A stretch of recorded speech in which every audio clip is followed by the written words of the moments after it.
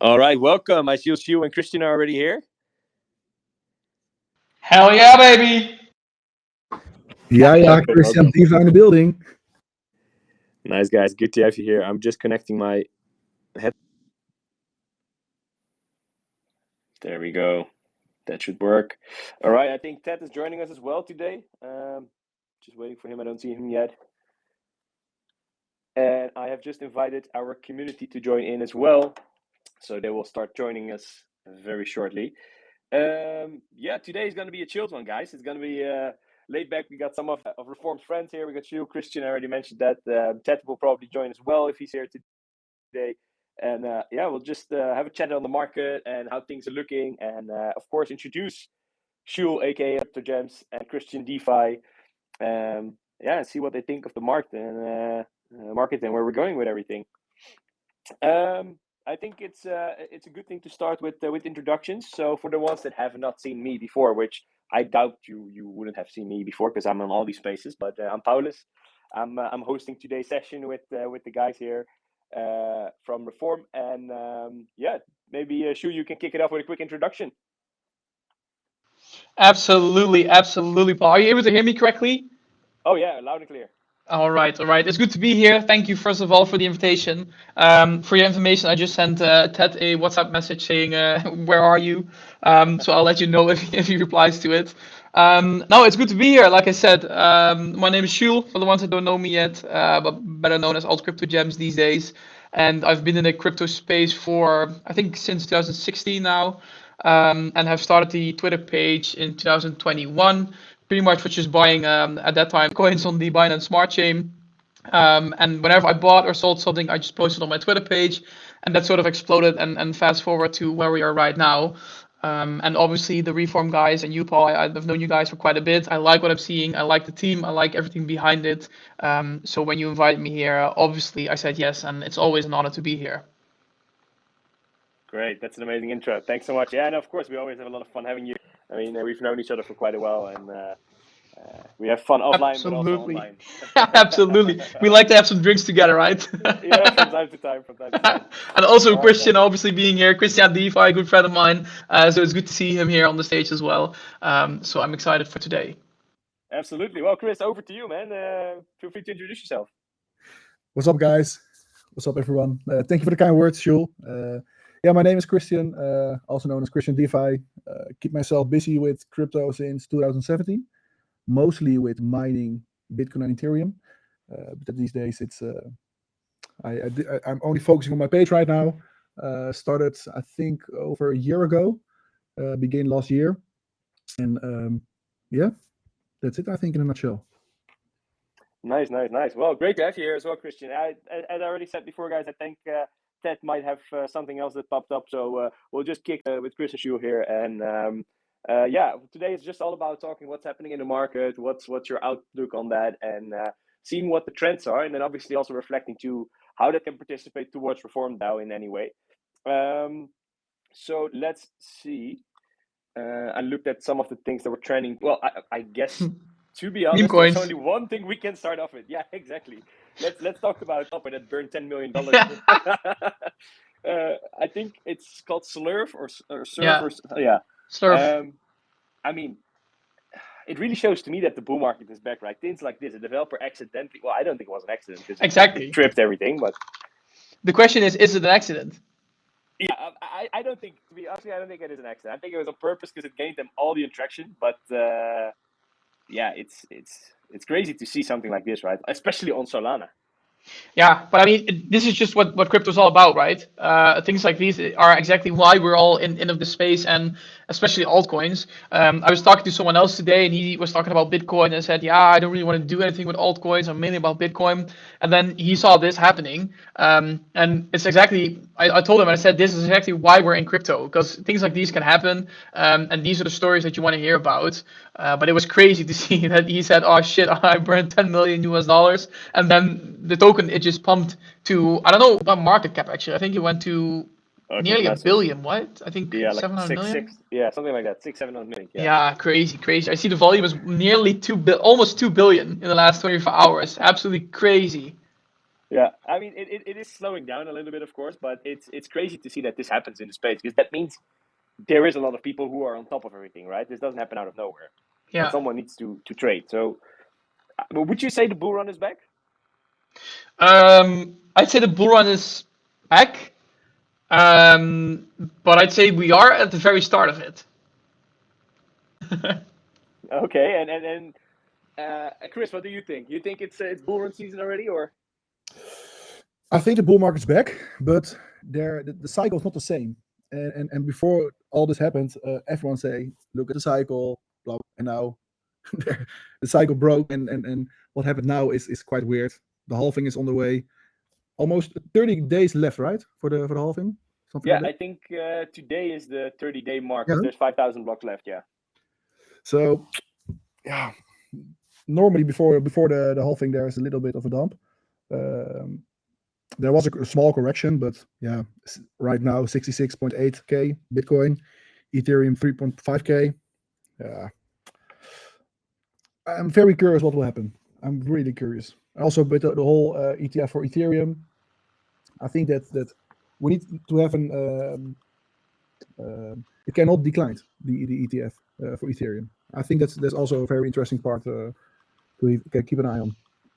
Yeah. Well, I mean, it's like Christian said, we still have the halving left, which is one of the moments where everyone said, you know what, we're going to have a bull run after the halving. And the question is right now, why are we pumping this hard before the halving, or what does it actually mean? It's it never really happened, so it's hard to say right now. But I do think that this is just the ETFs and all the other stuff that's been happening. It's just a sort of pre-bull run hype that's happening. But I think after the halving, or months after the halving possibly, is when we actually will start to see the real sort of pump happening. And obviously Bitcoin has been stealing the show for the past, I don't know, what has it been, month, 2 months now. So altcoins, they've done, altcoins have pumped, but not that much. And especially if you look at Ethereum, I mean, last year Ethereum had an all-time high nearly, what was it, 4K, something like that, 4 point something, I can't remember. 4.6, I believe, was the all-time high last run. Yeah, exactly. And we touched 4K now, and that's it, or almost 4K.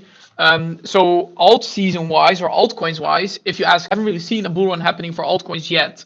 Obviously, Bitcoin has been pumping hard, but we are sitting around the previous all-time high at 67K right now.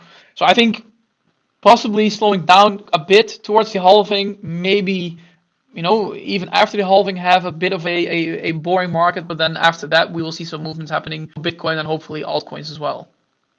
Yeah, no, absolutely. I think it's indeed interesting to see because you saw the whole influx of capital through the ETFs coming. I think that triggered a lot of FOMO with people. And then when they all got in, it probably halted a little bit because there wasn't too much market left. And in the end, nothing changed with the ETFs over the last 2 months. They're steadily buying day in, day out more Bitcoin. So I think that growth will just continue. It's just the retailers that caused a little bit of a FOMO spike, I guess. Which now is slowing down. But I'm very curious to see where we go. And indeed, as Christian mentioned, with an Ethereum ETF, that's just, if you see the amount of money that's going into that BTC spot ETF right now, if half of that goes to ETH, then it's going to like quadruple ETH in a day. Yeah, but also with the traffic for the retailers, I don't think there is a real bull market for them yet, because right now it's almost the volume is through the Bitcoin ETF. And also, if you check the Google interest and all those stuff for the retailers, I think when those people are coming in the market, I think then we have a real bull market, because a lot of those guys are going to invest in altcoins and stuff like that. Yeah, probably true. It makes sense as well if you think about it, because it just got on the mainstream news again very recently when it broke the all-time high. So I think people just started recently talking about Bitcoin again, and it probably takes like a couple months or like a year to get the news talking about it. When it reached double the all-time high, they will talk about it again, and then everyone will start getting in. But yeah, by that time, it's probably the end of the cycle. But still, looking at, for example, the Google Trends, which I think is a very good one to see whether retail is in or not, because like you said, when we have the ETFs, it's hard to say retail is in by looking at the data of ETFs, because they don't really mean anything. looking at Google Trends, what you can see is that at around when we had a previous all-time high around 2021, for your information on sort of a scale, we then had a 50 to a 100 on a scale to sort of interest in the Google Trends for Bitcoin. Well, right now we are sitting at around 21, 25, 26. So we are slowly going up, but we're not even close to the previous all-time high. And now we have the ETFs and all the other stuff that's been happening. So yeah, I agree. I think retail is not really, it's starting to get in, and like you said, it's now coming on mainstream news again. But retail is not in yet, I think.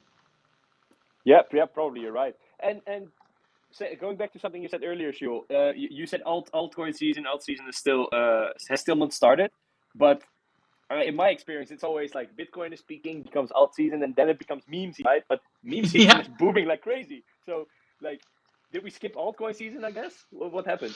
Well, or the other way around. What you can say is Bitcoin usually pumps. That money then goes into Ethereum, for example. But if this happened in 2021 as well, when Shiba and Dogecoin and all the other ones started to pump, I think the main money from altcoins came because of the meme pump. And what I mean with that is so much money was being made with Shiba, with Dogecoin, and all the other stuff where retail was actually making that money. And that money had to go to some places. And I think these places were the altcoins that were happening after that. Because if you're just someone that's investing $500 into a random meme coin, I mean, you can see with Solana coins right now, people are investing $100 or $200, and within a couple days, it's worth, I don't know, thousands to possibly millions. And all that money has to go somewhere, and that's where I think the altcoins are going to come in. So if you ask me, we could see it the other way around. We see Bitcoin pumping, eventually that money goes into Ethereum and possibly some other big altcoins. But I think having such a meme season or a run on big meme coins is actually very good, because all that money eventually is going to flow into some more projects. And I think at that moment we will see an alt season happening. Yeah, that makes sense. And what do you think will be the trigger? Because you see a lot of, I would say, more reliable or more serious companies building for the whole bear market, and I haven't seen a lot of them necessarily launch yet. Like, they're still building. What do you think will be a trigger for a lot of the more serious crypto projects to launch their tokens and their projects?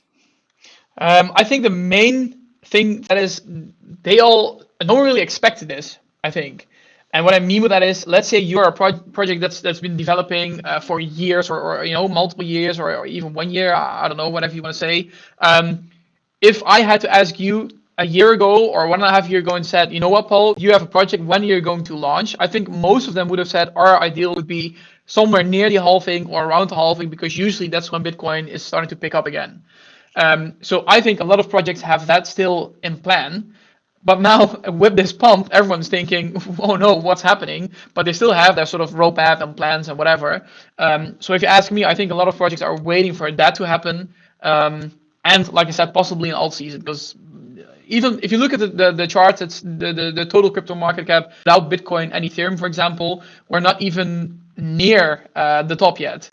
So yeah, I think, let me check. We're now at $700 billion US. That's crypto market cap without Bitcoin and Ethereum. While in 2021, the end of 2021, we reached 1.1 trillion actually. So not a 2x, but almost a 2x from here. So I think there's a lot of room to move upwards, and I think that's what projects are waiting for right now. Yeah, that's true. Yeah, because it's interesting. I mean, the reason I asked is obviously from Reform's standpoint as being a market maker.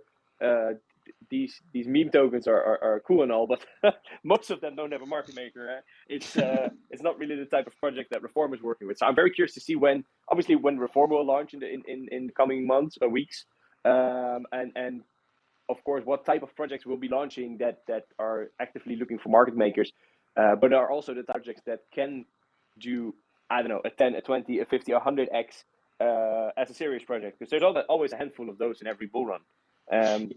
Yeah, you want to be on top of those, of course.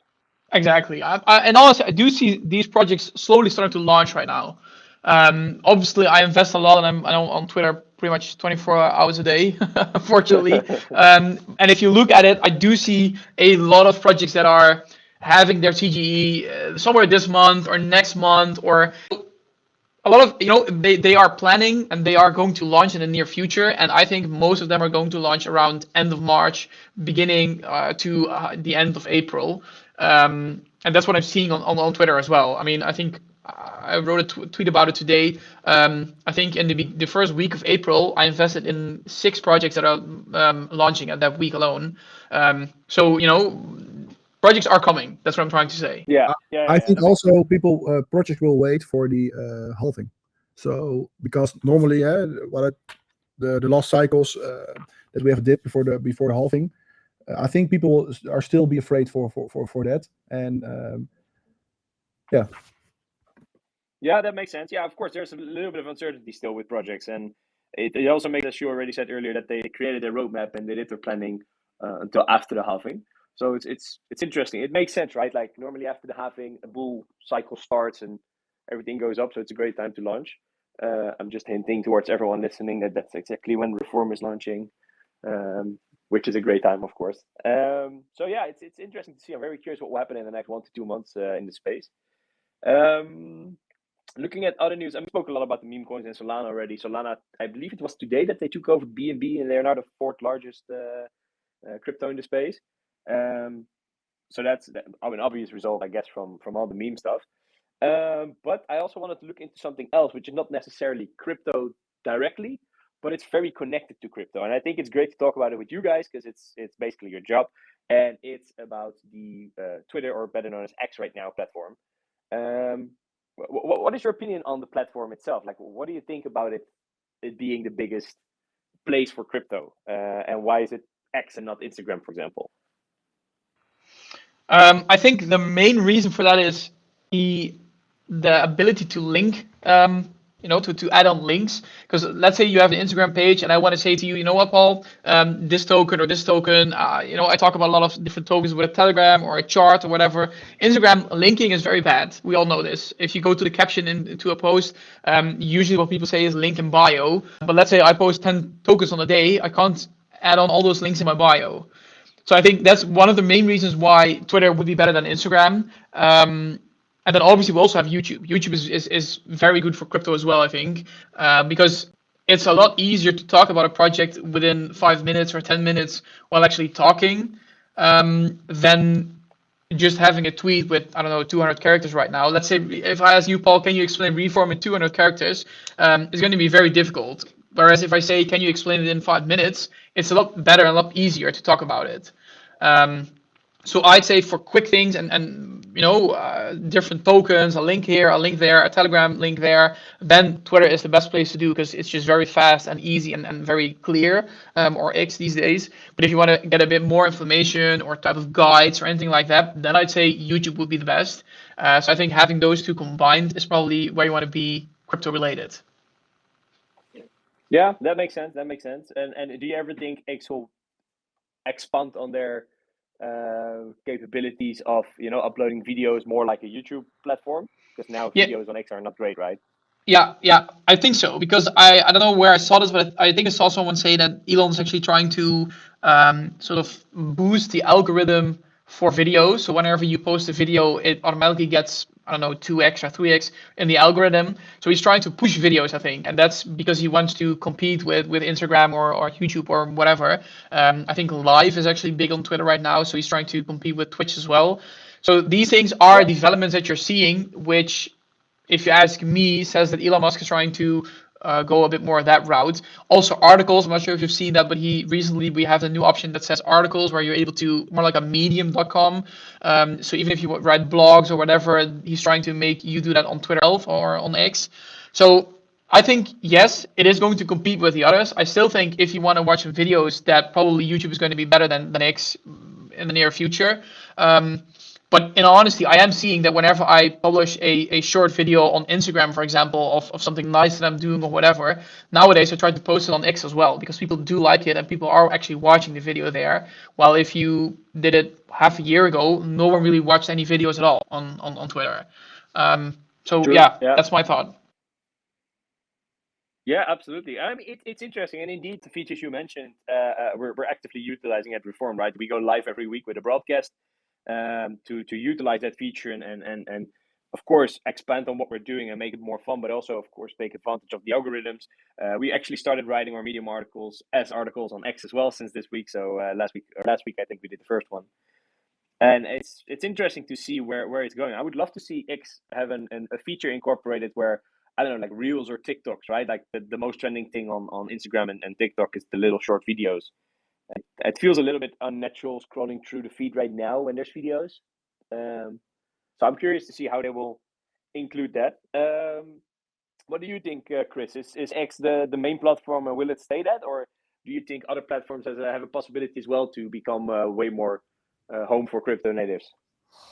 I think crypto is the place to be for. X. I think it's the place to be for crypto. You have your there's no muting stuff on Twitter. You can say whatever you want. I think that's a good feature also for the mainstream media. But I think crypto is dominating right now. So I think the futures of adding videos and as what Jules mentioned, I think that's really good for X to prove themselves, because X is of course not only for crypto. The mainstream, you need to. 10 years ago, I post on Twitter what I'm doing the day, and now I'm only talking about crypto on Twitter. You know, there's a whole difference on that. Absolutely, yeah, and you're right that there's a lot more on Twitter or on X now than crypto, of course. Like our algorithms are all on crypto, but there's a lot of regular people that or like regular people, like we're different, but how do you say that? People that post about regular topics, let's put it that way. But I'm also very curious because last week there was a message about that X want to remove the amount of likes and retweets on the post. There's also a feature that Instagram have now with that you can see how many people like the picture or the video. Is it still active? Do you guys know that? Well, it's something they are considering. At least that's what the news said. And indeed, it's on. It's something they discussed last week, that they are considering removing the amount of likes and retweets posts.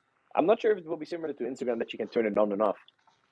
Yeah, I don't know. I have actually I saw it somewhere, but I didn't actually read it, Christian. So I don't know. In all honesty, if you ask me, I'm on Twitter 24/7 hours a day. But before I did anything crypto related, I've never actually used Twitter at all. The only reason why I use Twitter is for crypto. And apart from that, I've never actually used Twitter. Yeah, I used it 10 years ago, or maybe a little bit more. And I was just tweeting stupid stuff that I hate school, and I'm going to the pub like that. I didn't use it for X or whatever, for crypto. But I removed all the tweets, by the way, and I created a new account because it was a little bit, it was hard to see it of so many years. But last year they added the views, of course, and that was an amazing feature. I think that was really good. But about removing the likes and the retweets amount, the visible stuff, I don't know. I don't feel it. Yeah.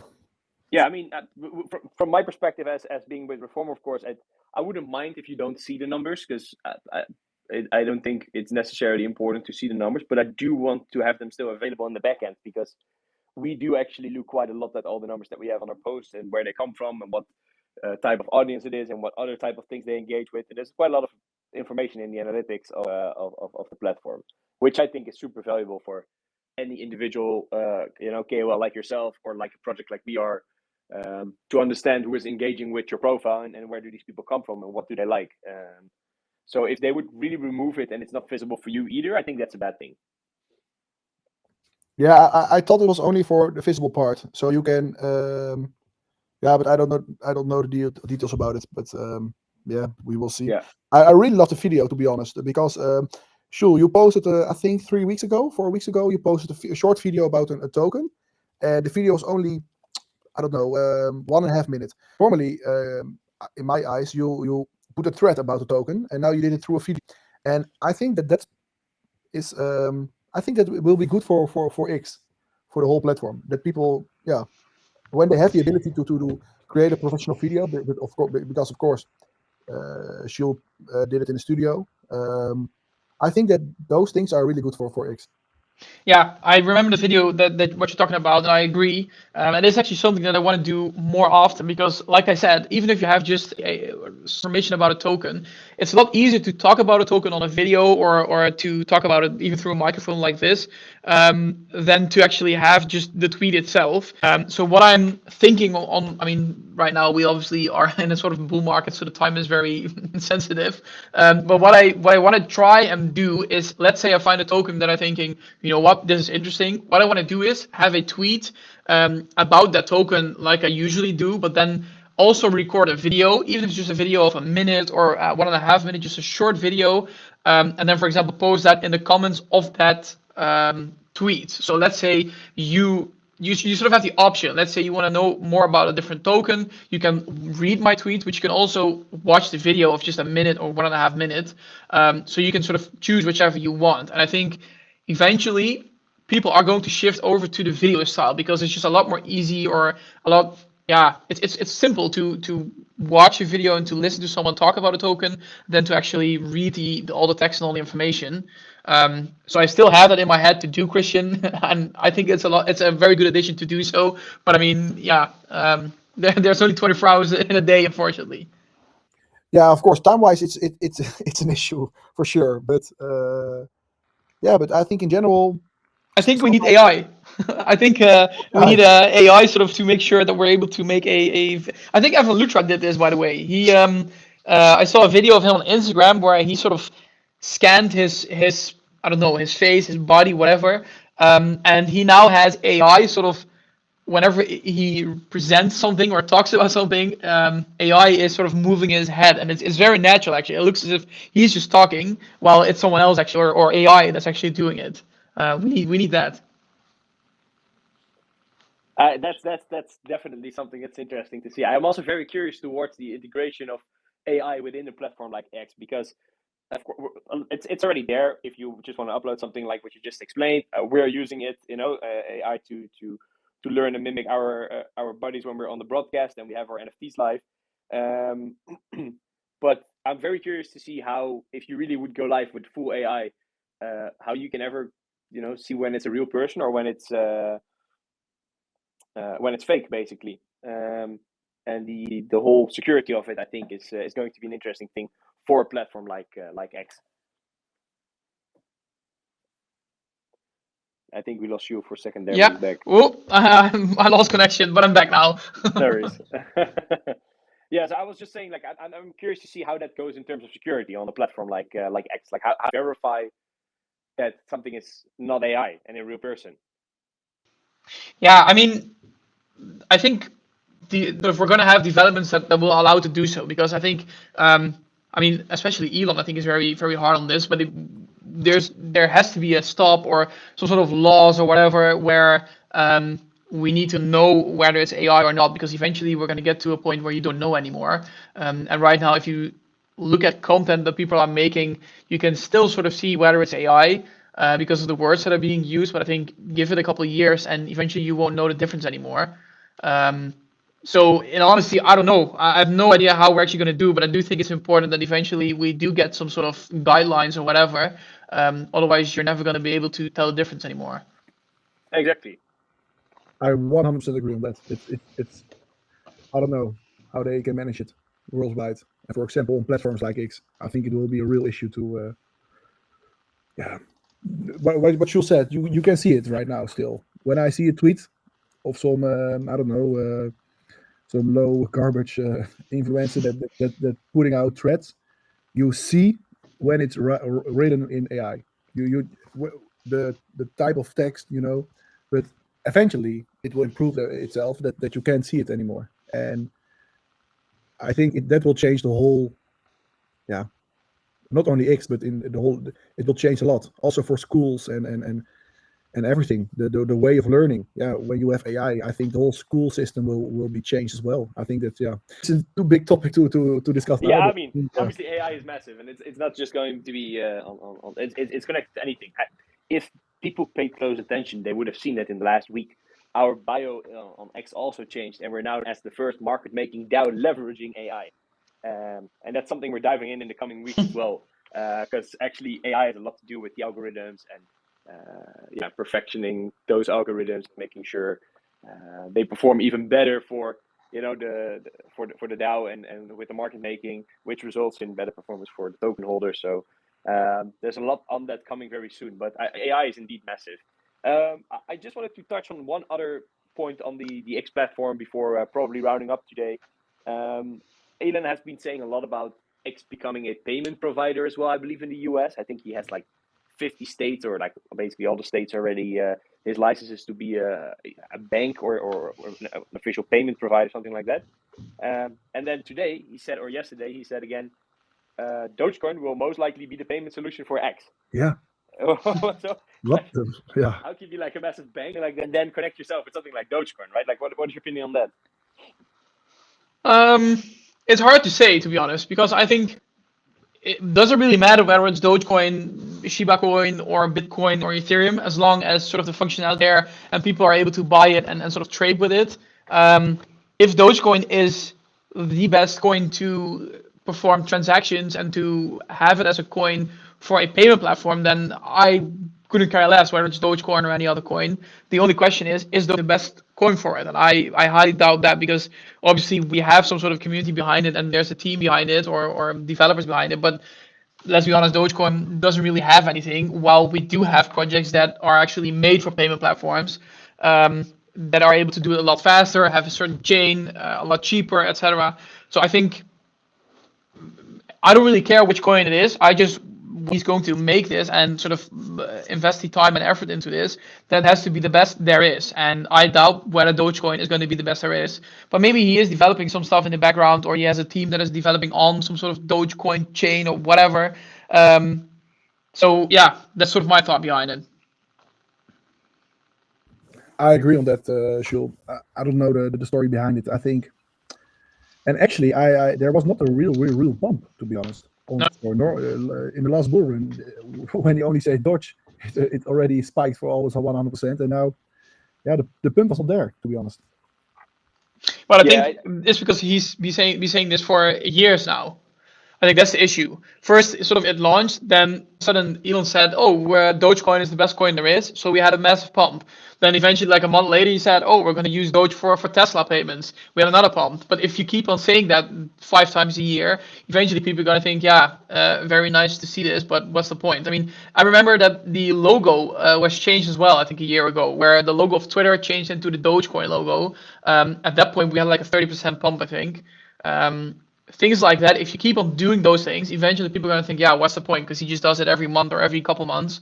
So I think that's also the case why there wasn't that much of a pump happening. Yeah, and I think it's good for the space that stuff like that not pump the whole market time. Yeah. Because, of course, everything is on speculation, but stuff like that, I don't know. We need to be professional as well. Yeah, not professional in a crypto way. But, yeah, I think, yeah. I'm really curious what do you think, Paul? Well, I think it might even be a strategy, right? That he's been doing this for the last even the crazier things he does now don't draw that much attention to Doge anymore. So when he starts adding this to a platform and really starts putting it out there, probably the hype is not going to be that big anymore because the pumps already happened and everyone's like, yeah, let's see. And then it's more of a slow integration rather than him just purely pumping them. Because obviously when he does that and it pumps, he will probably own a lot of Dogecoin if that's in place. It's probably considered illegal in the US because he's altering markets. So he probably wants as little fluctuation when he goes live with his plans as possible. But that's pure speculation, of course. But I can see that being a reason from him to slowly have the hype die down with every announcement he makes. All right.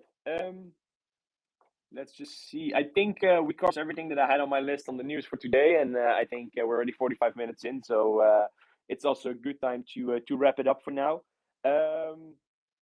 Yeah, everyone listening, thank you so much for being here. We're back on Wednesday with a regular. Well, we're not doing a broadcast on Wednesday. Actually, we're doing a space because we have a very cool guest with us, one of the official advice form, Mark from the site. So make sure you tune in on Wednesday as well.